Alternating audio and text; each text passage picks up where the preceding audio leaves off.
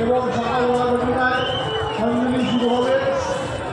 আমাদের পরিবেশের কাছে আমাদের এখন বলবো আপনারা যারা ইচ্ছুক এবং হোটেল নিতে ইচ্ছুক সকাল 8টায় আমাদের মণ্ডপে দেখতে পাবেন।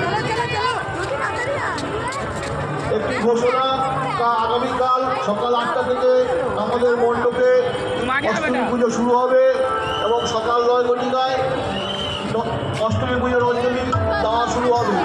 আপনারা যারা অষ্টমী পুজোর অঞ্জলি দিতে ও অষ্টমী পুজো দিতে ইচ্ছুক সকাল 8টার মধ্যে আমাদের মণ্ডপে পূজার ডালি উপস্থিত হবে।